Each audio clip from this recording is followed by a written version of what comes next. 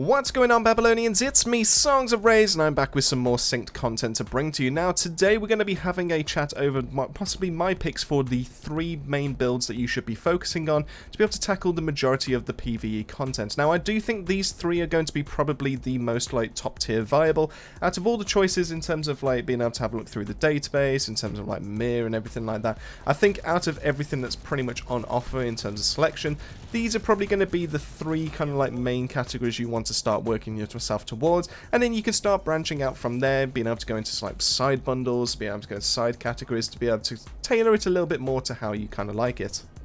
Now, I was able to put this video together because we'll be basing it off information we've seen from previous betas, previous demos, and we've also seen some footage from GamesCom because we were able to see some of the streamers get to grips with some of the loadout changes, some of the mods that were brought to the table, some new ones, some old ones. We were kind of able to see how it kind of fared in some of that harder tier difficulty.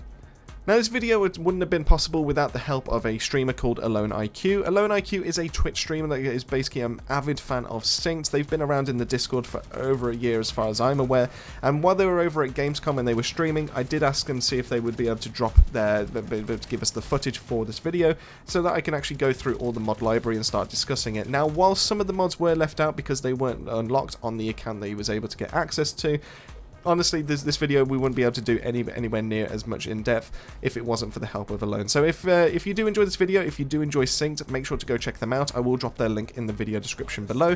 So massive thank you to them. But now that's all out of the way, what are we waiting for? Let's start diving into the first of the 3 builds, and this is going to be the Affliction based build.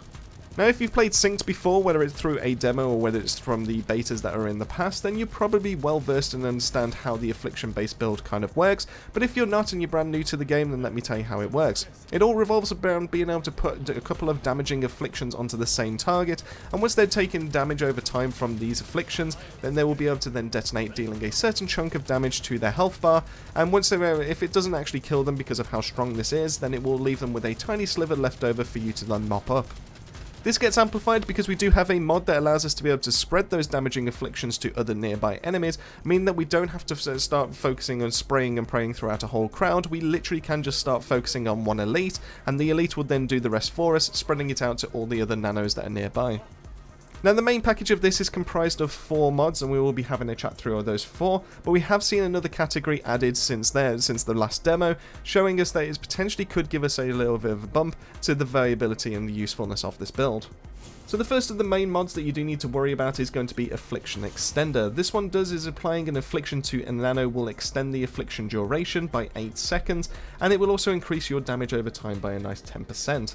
This gives you a much bigger window to apply that second affliction, whether it's through the use of a nano, whether it's through the use of another category, which we'll be talking about very shortly. You've got a bigger chance of being able to get that second affliction before the first one wears off, so it's always worthwhile being able to grab this mod and this ability. The second of which is going to be Affliction Spreader, which is giving us the main way to apply it to a bunch of enemies all at the same time, giving us that crowd control that we need for this build. So applying any affliction to a nano will trigger an afflicting wave. This has a cooldown of 5 seconds. The radius on this wave is at 6 meters, and it also increases our damage over time once again by another 10%, meaning that we're now able to do some nice damage with our actual fire affliction or with any other kind of affliction, and then it helps us to be able to start chunking them down, ready for that main explosion.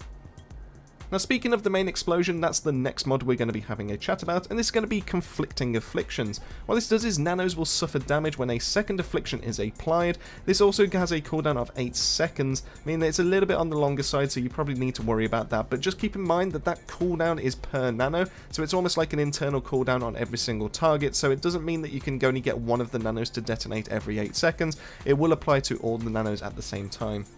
This damage dealt before going into any kind of multipliers is going to be 400, and then it also increases our damage over time once again by another 8%, taking us currently up to a total of 28% increase.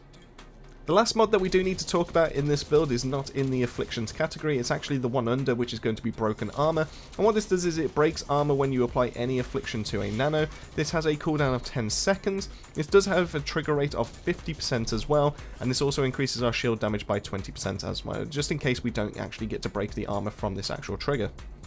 Now keep in mind the main way we do use Afflicted Armor in terms of like the cooldown is by combining it with Affliction Spreader, because once we spread out that Affliction to another target, they will then take that for the first time, and they also give it, because it all happens at the same time, it's all simultaneous, they all have a chance of being able to trigger all this armor break, so it's actually a little bit better than what it kind of sounds like on paper. And that was pretty much all you needed back in the previous beta, and that was more than enough to be able to take it up to top tier viability, mainly because you were able to use the fire gun tech on your assault rifles, so you were able to consistently put out fire damage. You were then able to use a seer or a suppressor to be able to apply a different type of affliction on the same target, and then that was pretty much it, just kind of snowballed off from there. But now we're going to have access to a brand new category called the Energy Rounds category, and it looks like it's going to take away that pressure of being able to use your nano, meaning that you're going to have full control as to how you're applying those afflictions and ready for you to be able to spread them around. So the first one in this category of the 3 mods that we do need to look at is going to be Armor Breaker. This gives us another way of being able to break an enemy nano armor. So energy rounds have a chance to break enemy nano armor. This has a trigger rate of 40%, so once again we're not quite up to that 100% viability, but we do have 2 ways of being able to trigger at the same time, being able to break that armor, which is quite nice and gives us a little bit more consistency when it comes to that. It also increases our energy round size, which overall it's yet to be seen if that's actually going to be a really good noticeable bonus or not. But overall, being able to have that, I suppose, you know, it's a nice little extra on top. But the main reason why we want to go into energy rounds is because of the next 2 mods, because energy round affliction means that our energy rounds have a chance of triggering an afflicting wave.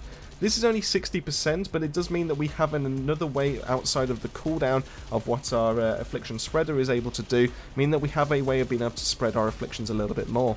This has a trigger rate of 60%, the energy round distance also has a 100% bonus, meaning they can fly a little bit further and we can actually trigger most of this build from a little bit further away. The last one though is going to be Energy Round Shock, and this is going to be the main reason why I think this build is going to benefit the most, because what this means is our energy rounds will deal shock affliction, and this has a 100% trigger rate. It also increases the charging speed of the energy rounds by 40%, which is very, very nice. It actually helps out with the rest of the mods. But the reason why we want to go for this is because we can have a gun that has fire affliction, and we can also, at the exact same target that we're shooting, we now can apply shock affliction at the same time, meaning that we've now got 2 afflictions, and we don't have to kind of worry about setting up or anything like that. We don't have to worry about an AI controlled target being able to apply the affliction, the second affliction for us. We now have full control of being able to start the rest of the build going, and it should from there be able to snowball. And honestly, I think energy rounds are probably going to be the best thing that's actually going to come for this build. Honestly, if we don't combine energy rounds with the rest of this, then I think it's just not going to be as top tier viable. But energy rounds on paper sound the perfect complement for this build, and I think the 2 packages together will be definitely top tier viable. So moving on from a build that was already pretty much top tier viable to something that wasn't really on the tier rating beforehand until I actually saw some of the footage from Gamescom, and that's going to be the knockback based build.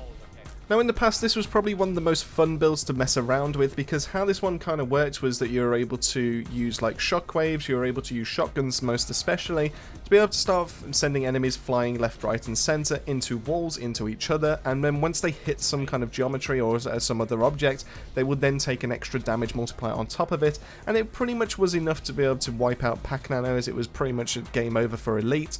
The only downside was the fact that the build kind of suffered when it came to bossing. The reason why is because bosses couldn't be knocked back, they couldn't be pushed into other objects, so therefore you were missing a bunch of damage multipliers, and it pretty much made the rest of most of your builds just kind of like dead mods, because now you're not able to do any kind of knockback, which means you're not getting any extra damage. It just kind of... the reason why it fell down is because you kind of had to rely on your shotgun just as base to be able to then go take it into a bossing encounter and start chipping away. It was ridiculously slow, it just wasn't the best there, but it was a lot of fun leading up to the boss fight, and that's probably why some people kept it in the back of their minds. Now my opinion's changed on this build as to why I think it now has the chance to be top tier viable, because we have a couple of extra kind of like mods that potentially could work really, really nicely with it, but after seeing the footage in Gamescom and seeing like the absolute chunking that this build was doing, just from using a shotgun with the gun tech, I honestly think they've just kind of, the devs have took it on board that it wasn't able to do any dev damage, boss damage, and now we're able to kind of like push it a little bit further, and it has the chance, it has the potential. Whether it's actually going to be like the top tier viable build is yet to be seen, but I think it has more than enough potential to actually start holding for that title. Now, unfortunately, in terms of this category, we are only able to look at 2 from the knockback category and 1 from a different category because the third mod that's available in the knockback category was locked, so we're not entirely sure what that's going to be. We don't know if it's going to complement the build, don't know if it's just going to be like a slow or something like that, if it's something we would overlook. But if anyone knows what it is, let me know in the comment section down below. I'd love to be able to start factoring that in because I do want to make a knockback build at some point. So the first of the mods we're going to get to look at is going to be Knockback Bullets. The first 6 shots after reloading have a chance to trigger knockback. This has a trigger rate of 40% and it also increases your knockback damage by 35%. This means that we can get away with basically using almost every single weapon category to trigger that knockback, so we don't have to rely on just shotguns. We can use shotguns, we can use ARs, we can use SMGs, we can even use sniper rifles if you really want to.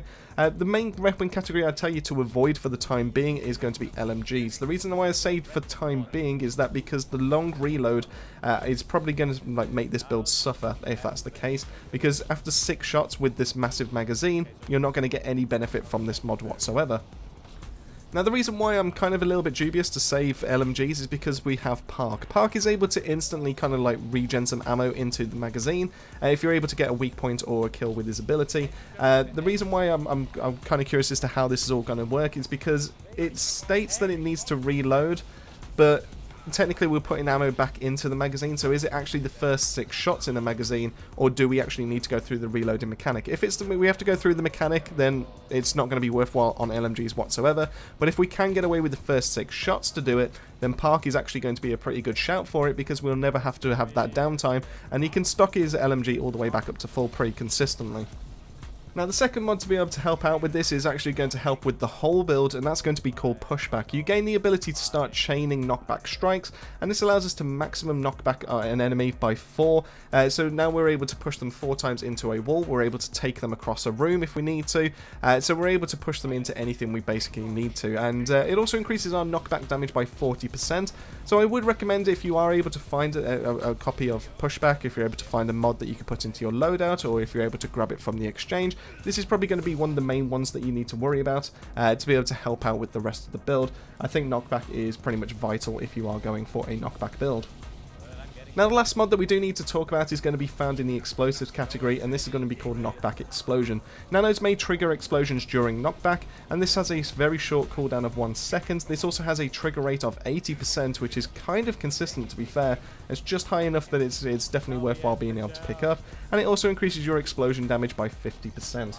This gives us a way of being able to do some AoE while we're pushing a single target back, meaning that we can get away with a single target gun like an AR or an SMG or a sniper rifle, and then we have a way of being able to detonate and be able to do damage to other enemies that are found nearby. There is also a chance that we're being able to use a shotgun and we're not aiming down sights and we're able to hit multiple enemies at the same time. Then while we're knocking the all back, we're able to get that nice proc off. That means that we're able to potentially trigger explosions on every single one of those, meaning that we can get an explosion on one that will weaken the one that's next to them. But while that one's being knocked back as well, they will also do an explosion to weaken the first target as well. There's definitely potential there. I still think shotguns are probably the main way to go for a knockback based build. But like I said, we'll mess about with it. We'll see if there's anything else we can get to work with there. Now, the last of the 3 builds that I do want to talk about in this video is going to be one I discovered very early on in the latest demo, which was only a couple of months back. So this means that you can find this, you can put this all together quite easily in Dead Sector 1, Dead Sector 2 kind of base runs, and this will pretty much see you through any of those early base runs. Whether this will actually keep it, hold itself up into the later content, yet to be seen, but I still think it deserves that mention, that this will be one of the better builds to start off with. Now, this one's basically going to be called the Explosive-Ricochet Build, because how this one works is that we're able to go, start chaining a bunch of explosions, but we're also able to do it from one single kill shot, which is then going to weaken the whole bunch of enemies all together at the same time. I'd probably recommend using this with an AR or an SMG to really kind of maximize the effectiveness of this build, but like I said, I will start tailoring it and start doing an actual proper build video to give you an idea of what you need to look out for over the coming weeks once the game does actually drop. But for the time being, it only needs the 4 mods, and let's have a quick run through those. We mainly need to use the Ricochet category, so the main 3 out of there, and then we'll also pick up another one from the Explosives, just to really help us out when it comes to crowd control.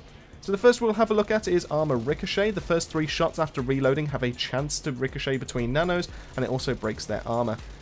This has a trigger rate of 100% at max rank, and this also increases our ricochet amount by another 1, meaning that we're now able to start ricocheting across to more enemies, breaking even more armor in the process.